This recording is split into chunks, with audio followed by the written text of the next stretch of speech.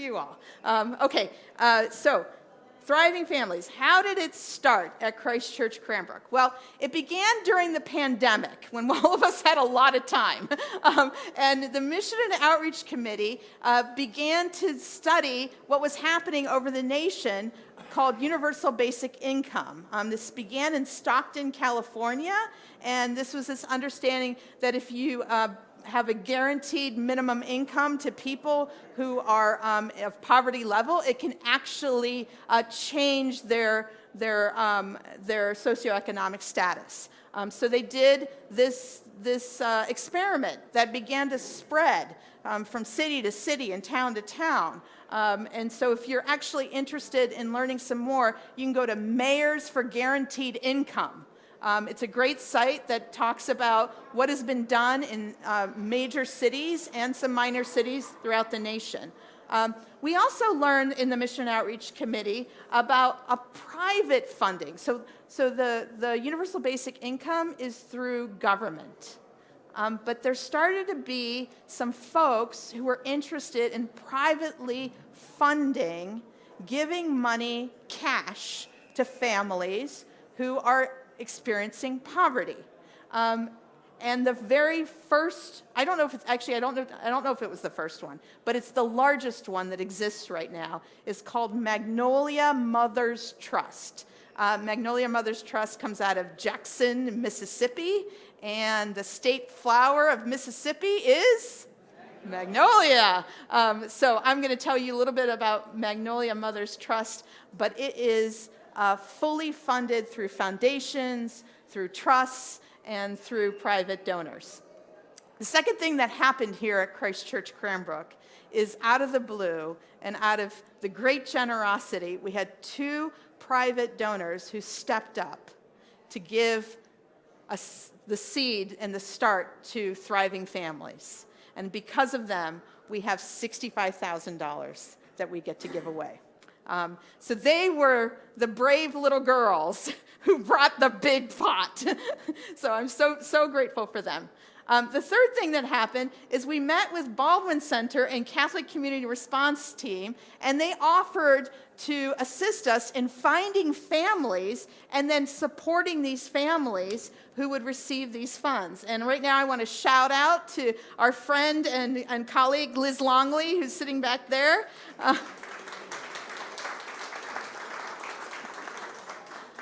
Liz is the executive director of Baldwin Center. And so we're super grateful that you could make it here. Thank you so much. Liz introduced us to the piece that we were missing, which is called the Arizona Self-Sufficiency Matrix. And that's so that we could actually quantify whether there is a change with our families. And I'm going to go into that in a little bit more detail. Because of all these pieces, the clergy got together and we're like, oh my gosh, I think we have a program here. And as Father Bill continually reminds us over and over again, the possibilities of a program, especially when they're outreach related, is not just that they affect those who receive it, they affect you. And so we believe that this is a program that can be transformational for us all.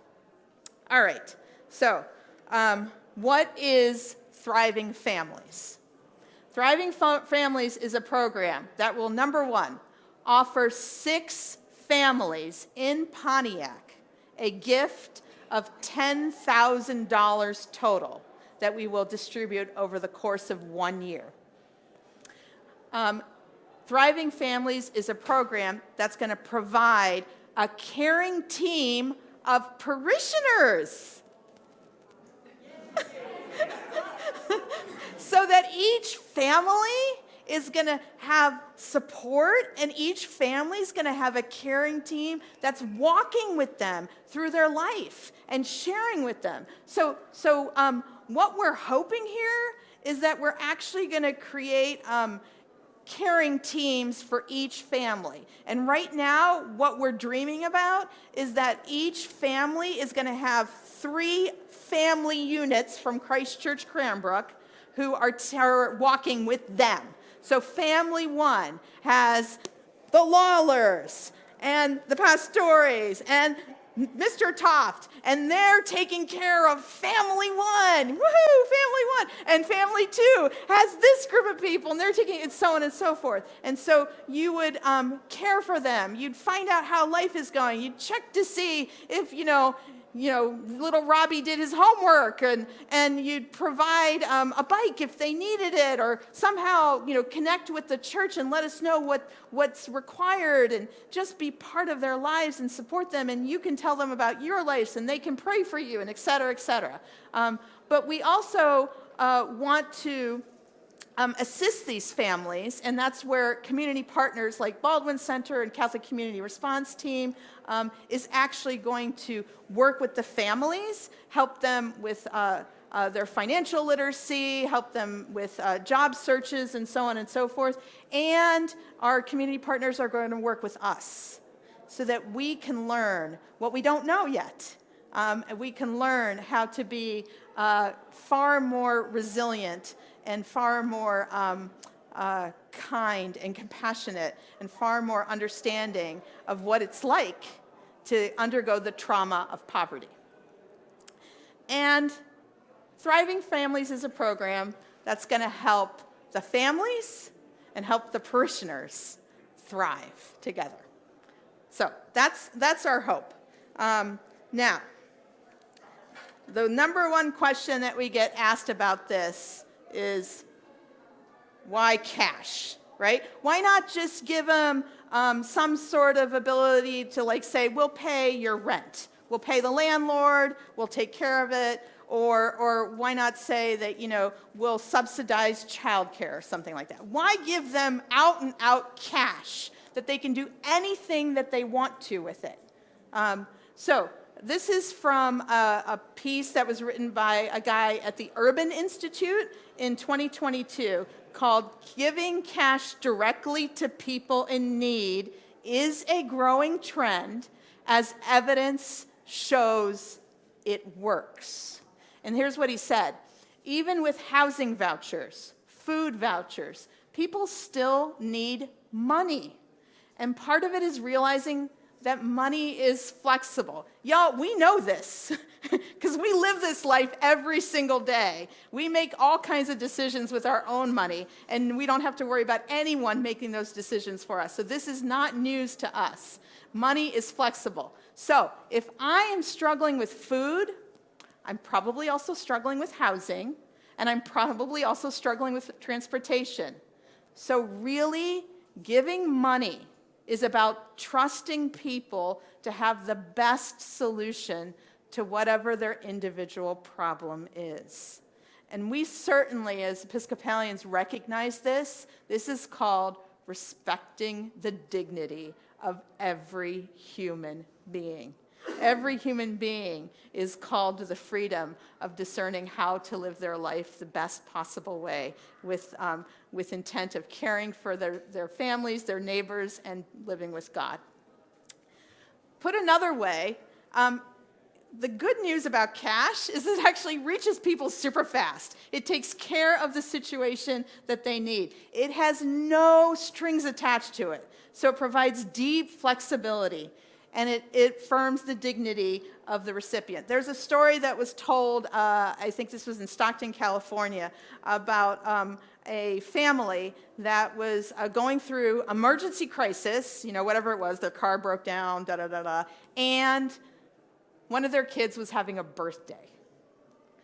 And so the family took their money and bought a birthday cake and took them to the bouncy house, right? That decision allowed them to feel like they were caring for their family, even as they were trying to figure out how to take care of this crisis of this car falling apart. That's what we're looking for. That's what makes human beings thrive. Okay, so I just wanted to tell you the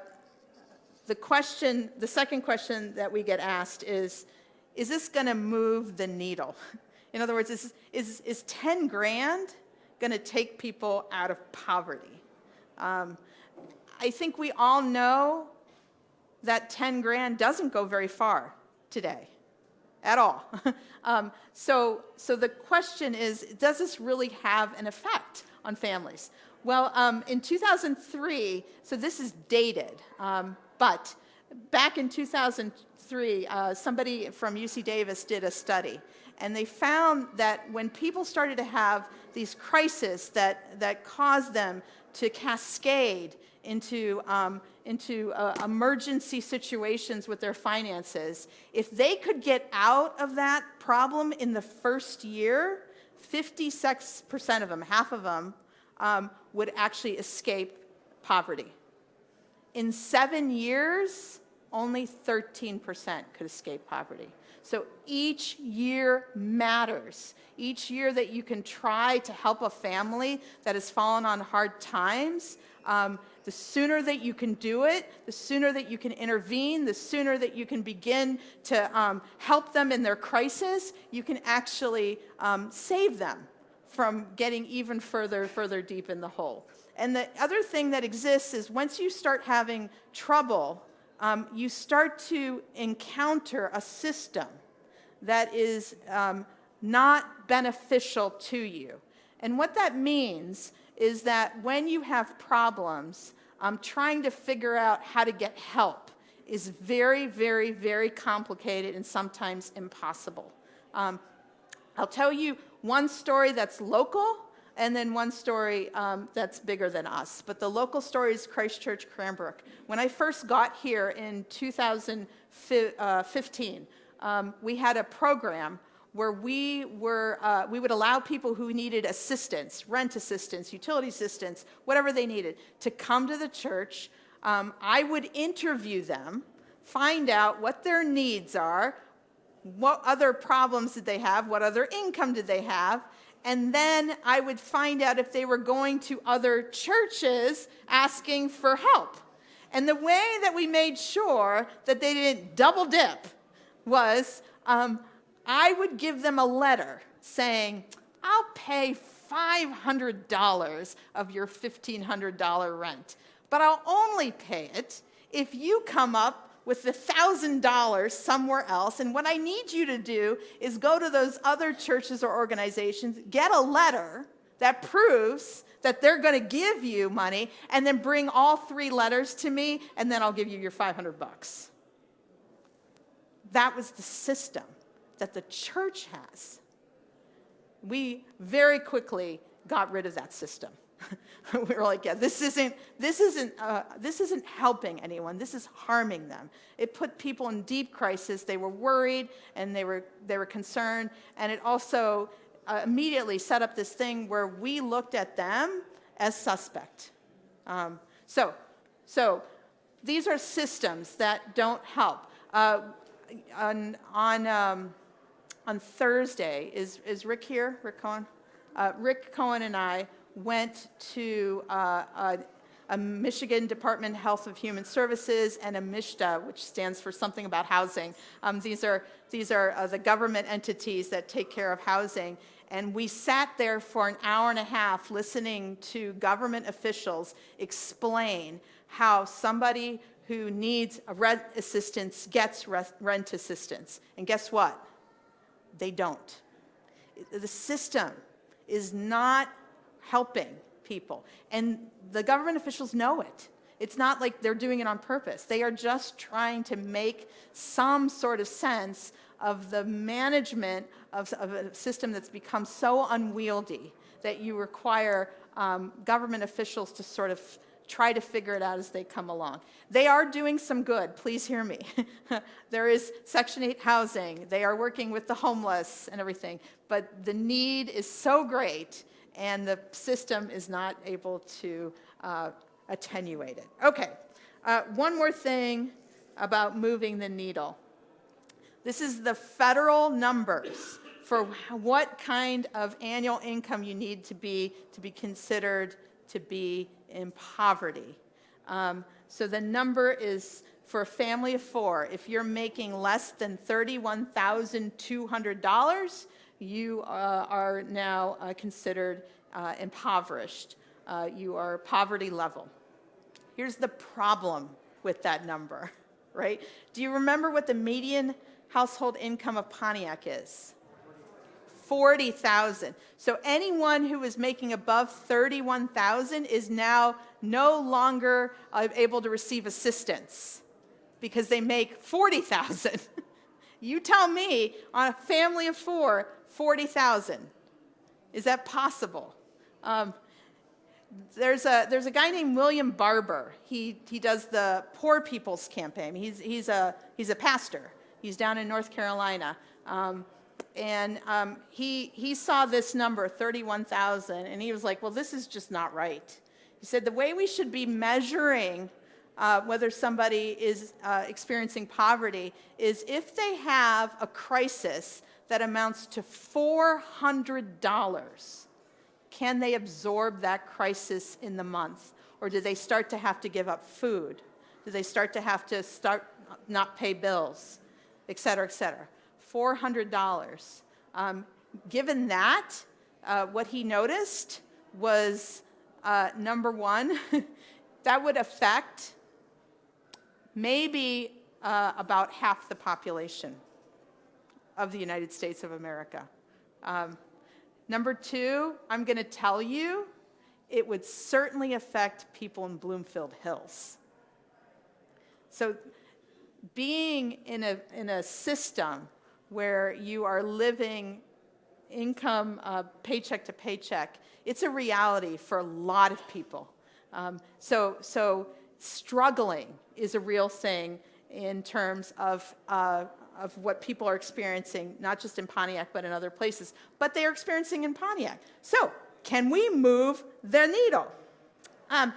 There's a strong kind of trend nowadays. I mean, what we're doing here is super trendy because there's a million places that are starting to look at giving cash directly. There's actually an organization called givedirectly.org, and you can go to their website. It's super cool, and they have studies over the past 5-6 years that they've done this work internationally. So they're not just doing the work in the United States, they're doing it in other places where they just give money, no strings attached, and they let the person determine how to use the money best for themselves. It is commonly thought that if you give people money, they'll use it for those things that will harm them, right? They'll use it for drugs, or they'll waste it on something like that. And those things happen. But guess what? Those things happen in Bloomfield Hills with us. This morning, or maybe it was last night, I can't remember. I had to go on Amazon, and I had to buy a new watch band for my new watch. I just had to, right? So, and if somebody called me and said, please don't spend your money on that, go spend it on milk, guess what I would say to them, right?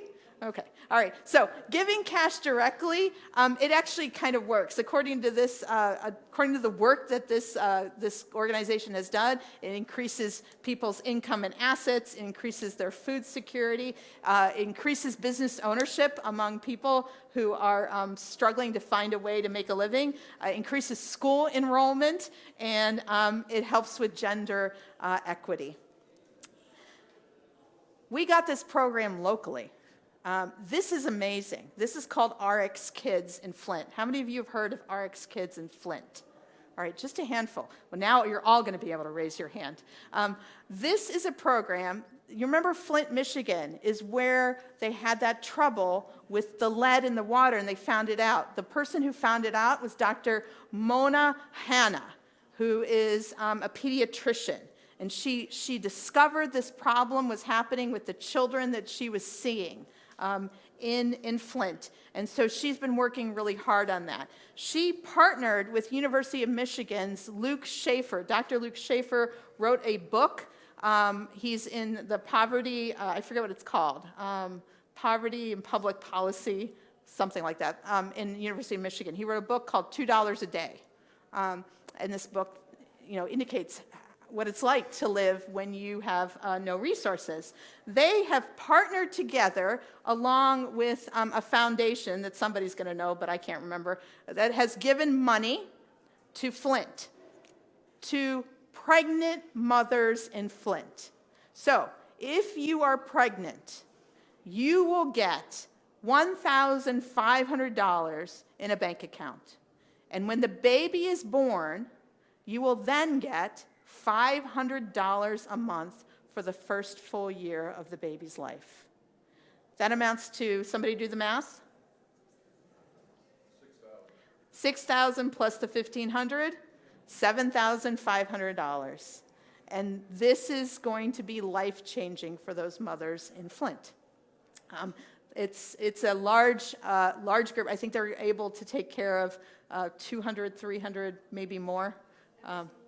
Every single mother who's going through this. And it's expanding. It's going to Kalamazoo, I believe, and so on and so forth. So that program is local. That's $7,500.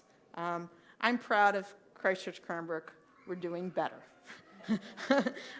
Okay, let me tell you about really the impetus behind our work, which is Magnolia Mothers Trust in Jackson, Mississippi. They started in 5 years ago, I believe, and started with a cohort of 20 single mothers who were living in a public assistance housing.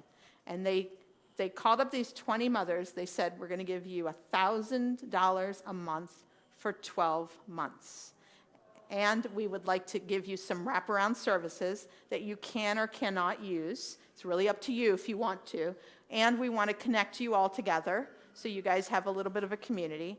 And we'd like to be able to track you and to see how you're doing, to assess you, and so on and so forth. So here's what they found. They did this first cohort of 20 women. Then the next cohort of the next year was 110. Then the next one was 94. So far, over 430 single mothers have gone through this program. They found that with that 1 year of gift of $12,000, mothers who can pay their bills went from a baseline of 27% to 83%. Now, this makes sense to us, right? Because the bills that they need to pay regularly don't get paid whenever there's something that happens to them that's unforeseen. Now they had a little bit of cash to be able to do that. Mothers who now had enough food for their families, 64 to 81%. Mothers with emergency savings, 40 to 88%. By the way, these pictures are real pictures of the mamas and their babies. You can see on the website. The program is sponsored by the nonprofit called Springboard to something. Springboard to Opportunities. I know you can't read this, so I'm going to tell you what this says. What they noticed, besides the financial help, that people were able to increase their capacity to deal with difficult things, they noticed the well-being of the mothers and the children increased substantially. Because the moms were able to say yes to the kids' needs. I need new shoes, Mom. Okay, we can take care of that. I like that backpack at Target. No problem, I'll get it for you. Because mothers were able to take care of the well-being of their children and their families, they were empowered actually to starting to take care of the well-being of themselves. And so they actually started to do more work to better their situation, whatever that may be. So moms who could say yes to their children could say yes to themselves, and that makes sense. Parents want to take care of their children first. If their children's needs are being met, now they can do something for themselves. And you started to see these women, because of $1,000 a month, that's it. They started to have agency over their own lives. They started to feel like there was a chance and hope for them.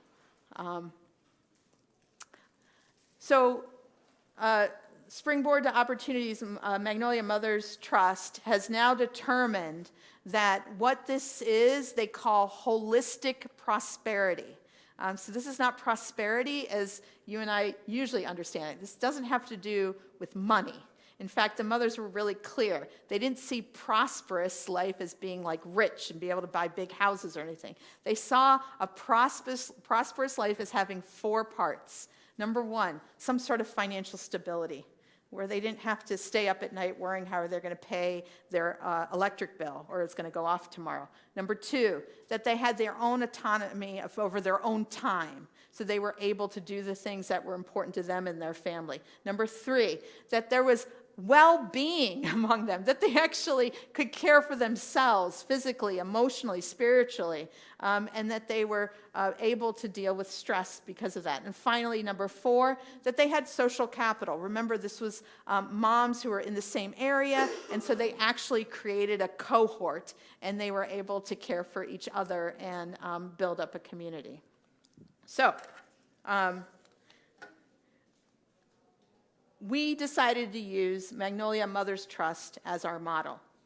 And I actually think, here's our big audacious plan, that we start this here at Christ Church Cranbrook, but it goes to other churches, right? This is doable.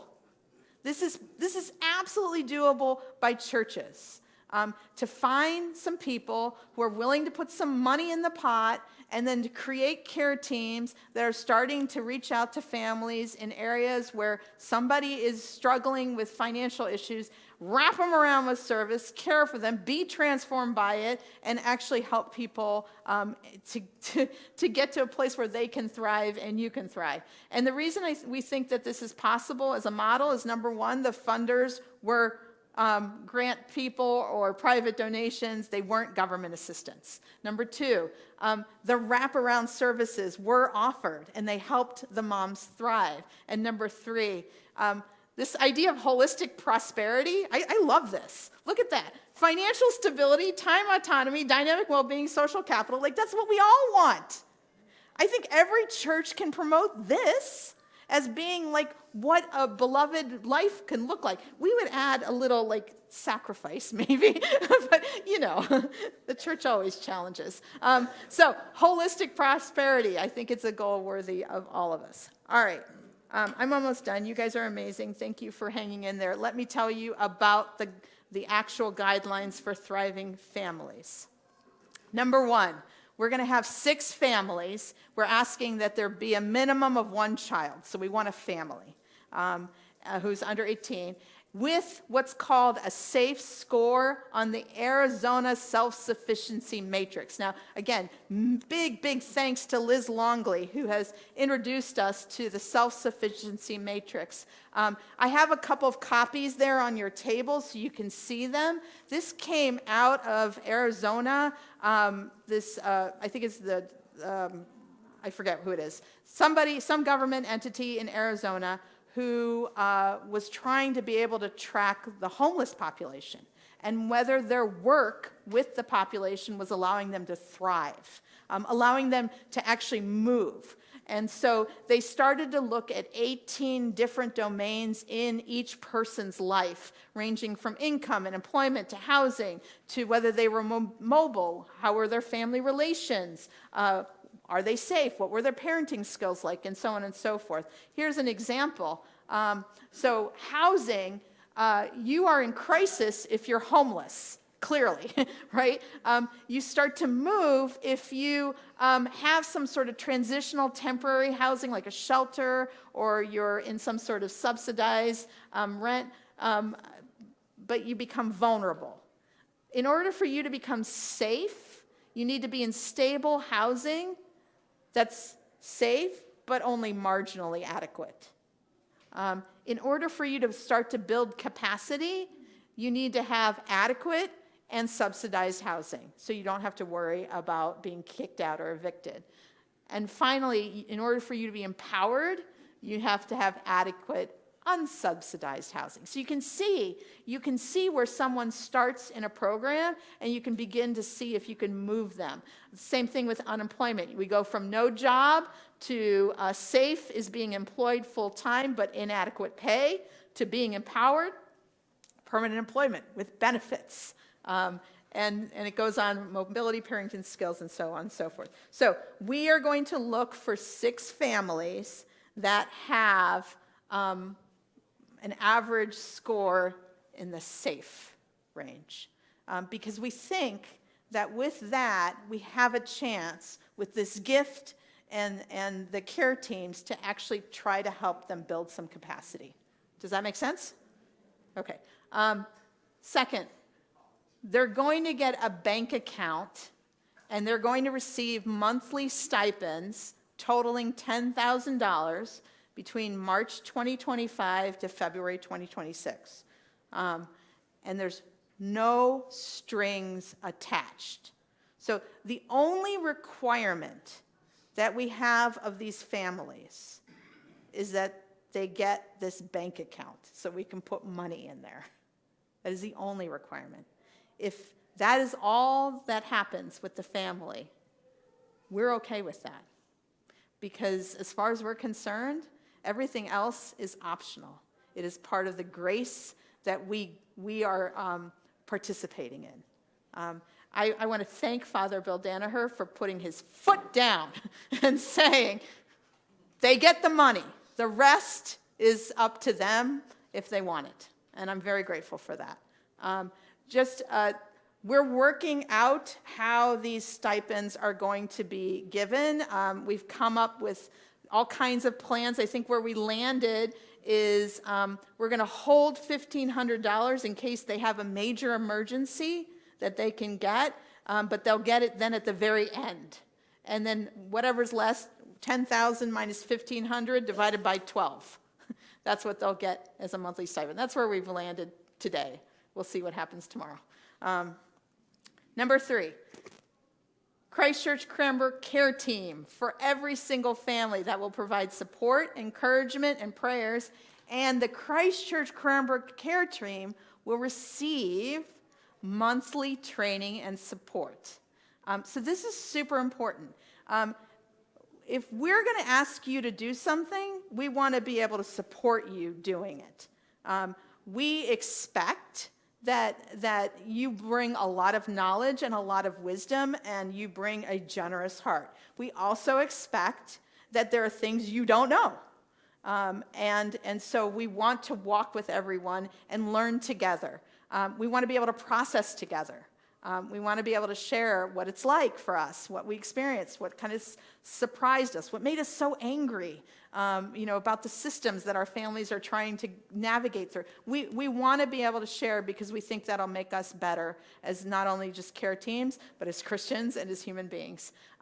So we're going to have these monthly training and support opportunities. We're going to study scripture. We're going to learn about poverty from our community partners, and so on and so forth. And we'll talk for each other. The care teams, we're also going to try to use technology. So we thought we'd create like GroupMe as a way for you to connect with the families. We're just trying to figure out ways that will allow everyone to do the work that they've been called to do. And as Father Bill said at the 10 o'clock service, it's a big experiment. We're going to see what works. We're going to figure out what doesn't, and we'll address them along the way. We plan on having quarterly assessments and gatherings to help the families and the care teams and to fellowship with one another. So we all know the power of this space. And there's something about the Spirit here at Christchurch Cranbrook that creates joy and hope in everyone who comes in here. The number of people who are attending some of our AA programs, it's like doubling because people are excited to come here. They feel safe. They feel secure. We want to take advantage of that for our families. So we're going to provide quarterly parties so that they can eat and enjoy and meet with you. We're also asking our community partner, Baldwin Center, to do the quarterly assessment with them. And to see and to make sure that they're getting everything that they need.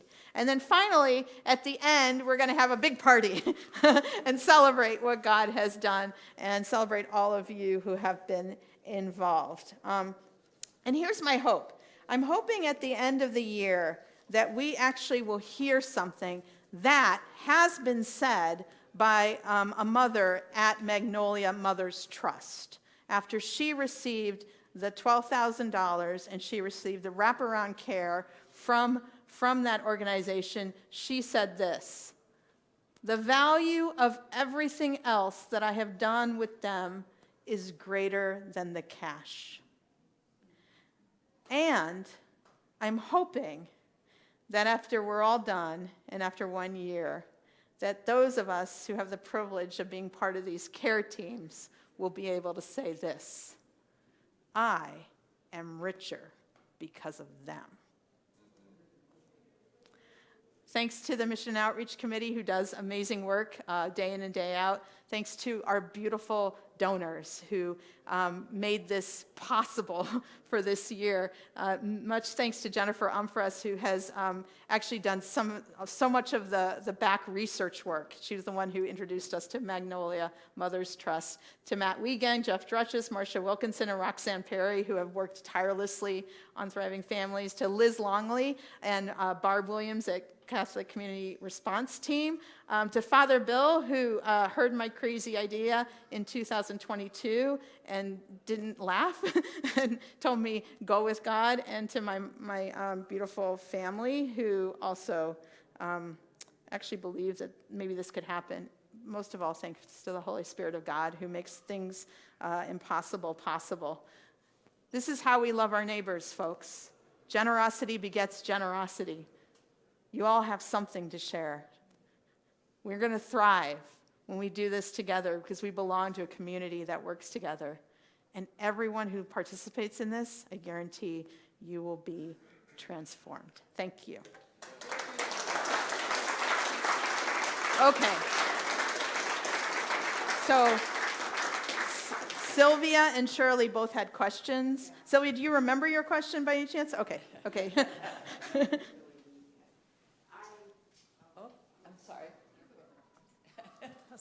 Mine was actually back on your statistics. Right. In terms of Pontiac is in Oakland County, so I didn't know if you took Pontiac out of it for the Oakland County. No, it includes Oakland County. Or it includes, yeah. Which means it Yes. actually lowers it, making us, the rest of it richer. That's true. That's a very excellent point, yes. The statistics in Oakland County include Pontiac because Pontiac's in Oakland County. If you remove Pontiac, those numbers go significantly up, right? Very good point, yes. Said like an engineer. So I missed part of it, and I apologize for that. But from what I heard so far, for me, and understand I said for me, I am crippling them because I haven't heard anything about enabling them to find work. We're just going to put money in their hand. What about enabling them to find work, and how does this? May I'm sorry, I'm called to step up and say something. Yeah. Could you use this, please? My name is Pete Hanlon, and I work for Goodwill Industries of Greater Detroit.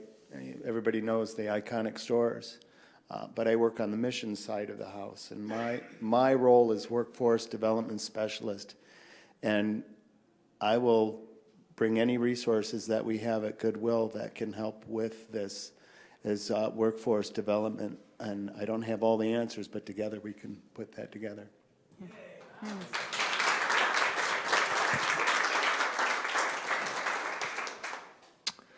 My name's Carl Gill. At another church, a buddy of mine and I, we did this whole program informally, not formally, but it was informally. And it was a family in Detroit with 4 kids from 4 different fathers. And, wow. Pardon me if you get choked up, but it was beautiful. And I would pick them up, take them out to my house in Troy, and they would break my leaves, and we'd work with them, and then I'd feed them, and then I paid them. And they were like, oh, wow, we work, we get paid, what's this? This is amazing. Well, long story short, we got very involved in the families, helped them get jobs.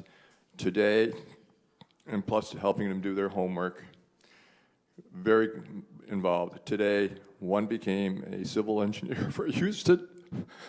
2 others started their own businesses, and it was just so rewarding. And on Father's Day, they called me up and said, Carl, you were more of a father to us than anybody else. Thank you, thank you.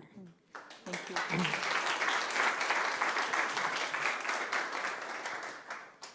Sorry to take it back to the engineering space. So talking in terms of logistics, 2 questions. 1, what is the expected monthly commitment of time? And 2, is the idea with having multiple families from Christchurch mapped to one family that like, so for like example, this sounds great to me, but I'm also likely to be gone for like a given month of the year, and I take my commitment seriously. Is this still something I could participate in? Great, 2 great questions. Thank you, Jason. Okay, number 1, what is the time commitment? Well,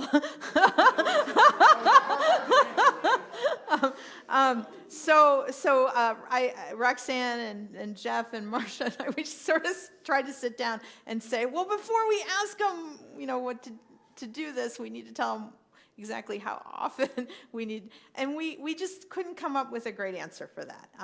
Here's what we think needs to happen. We think needs to happen like some training. So we got to create space, and we'll get dates out to those who are interested.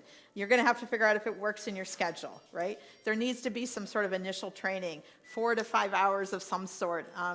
Then every month, we think you need to meet together with all the other caring teams. And we figure maybe that's a Sunday, once a month, a couple hours to work it out. Then you've got to do these quarterly parties that we're talking about, right? And commit to that at some point. Then you've got your families, and you'll want to spend time with them.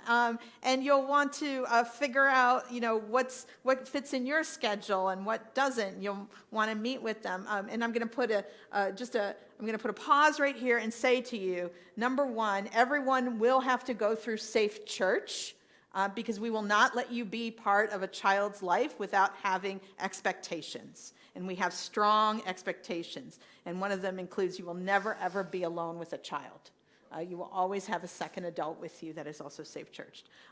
So we're going to make sure that you have all so you have to go through Safe Church, which is another. So you see, these things keep adding on. So what I've decided to tell you all is that if your heart is calling you to this, God is going to make the time in your life, right? That's what I think we're going to say to this. Number 2, yes, Father Bill. Well, I also would say that we'll try to do workarounds whenever possible. Yeah. We'll figure out ways to, if you miss one meeting, that you could do something else. Is that fair to say? I think you're absolutely right. always do that. We want to work with you. This is not meant to create boundaries that are insurmountable. We want to figure out how to help you as best as we can. If there's a part of your care team who's traveling and is not available, the hope is because we've got 3 family units per family that the other family units can work in your stead, right? That was our thought. Okay, great. Yeah, Mike. And you may have addressed this earlier on, but with respect to expectations for us versus the recipients, I wanted to add that when these programs have been done in the past, what they found is that the money that these families are provided goes to essentials and isn't squandered. It's put to where it'll do the most good for the children and for the moms. Great, thank you. Thank you for that. So, sorry, Rob. Jennifer, do you want to? Oh, Robert. And we want the mic so that it gets on the camera. I just want to speak to Shirley's question again. The studies have shown that even if there are no other wraparound support, just giving the funds to these families, that gives them the cushion to be able to take the day off of work to interview for a better job, right? Because that's a big deal. If they've got a job that they have to be at every single day to be able to just make ends meet, they don't have that cushion. So the studies have shown that they get better jobs when given this little bit of money. Yeah, thank you for that. Marsha Wilkinson sent around to the Mission Outreach Committee a video. CNN did it just recently, and they had a program in Arizona, Colorado, in Colorado where they gave homeless people $1,000 a month, and it changed their lives.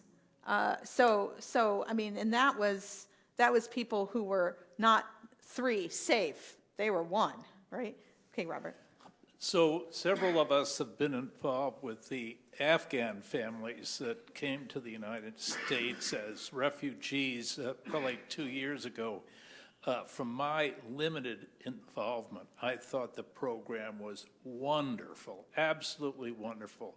The results of the program have been amazing, and the people that have been involved with it are, delighted with the outcome and blessed by having a relationship with those families. I'm hoping that with this Thriving Family program, that all the good things and bad things that happened with the 2 families that I was involved with, that those ideas don't get thrown on the sidewalk for some kind of a superstructure, thing where the enthusiasm and the participation is thwarted. Excellent, thank you. Thank you for that note. And as Father Bill mentioned in his sermon, that we do have a little bit of a history of having experiences walking with families, with the refugee families that we have taken care of, at least since I've been here, since 2015. We've taken care of Syrian refugees, we're taking care of Afghan refugees and Ukrainian refugees. What we noticed about you all is that we'll say, hey, there's a family who needs help, and off you go. I mean, we can't control anything. There's things happening, care being offered. People start just giving and finding out and connecting, and things are happening, and it's kind of wonderfully chaotic and beautiful and powerful. And actually, that was the model for Thriving Families. So we expect you to be those generous people who give and see things and offer and immediately try to meet the needs with some assistance from the church, of course. And as Robert pointed out, those who have already done this, they are so important in teaching us how to continue to do the good work. So if you have worked with any of our refugee families, will you please raise your hand so we can know who you are? And thank you, and say, we'll be calling you. We need your help. Any more questions? Okay. Oh, yeah.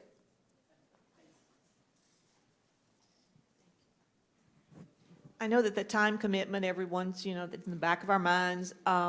Just so you'll know, the training that you're going to be asked to participate in, along with the Safe Church, all of that is so transferable to all the other things you're doing in life, whether it's your career or whatever, because they're going to be good, solid skills that go beyond just Thriving Families. So that, in a way, those hours are just such a benefit in all the other areas of your life. So don't think of them as it's going to pay off in so many ways. Thank you for that. Great.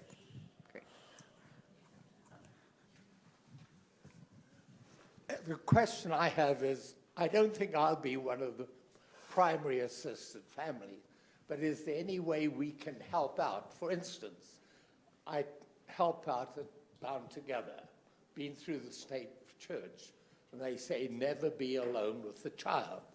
Sometimes there's things I'd like to do for the child, but I can't find an adult to be with me, so it doesn't get done. I'd be very happy to be the standby adult. Love that. That's beautiful. That's extraordinary, Barry. Thank you. Yes, we're going to create that for sure. Yeah, brilliant, yeah, for sure. Okay, if you have any more questions, ask clergy, ask Roxanne, but I want to thank you all for coming. The next step is hopefully you filled out a clipboard. And you put your name. No. Okay, we haven't? All right. Roxanne's going to grab this clipboard, and you have to fill this out because there's no other way that we start to build a database. So just put your name and your email. Easy peasy, lemon squeezy. And then we'll start to get information for you. The second step is tell everyone you know that you think might be interested in this. We need their name and email. They can email me, they can email Roxanne, email Bill, anybody, we just need to start to build this group up. And then we'll start to get information out to you all. And I want to say, on behalf of the church and all of us who try to do and exercise leadership, I wanted to thank you for your incredible work on this and your incredible presentation. You were outstanding. I am so proud to know you, so grateful for you. We all join me in thanking Pastor.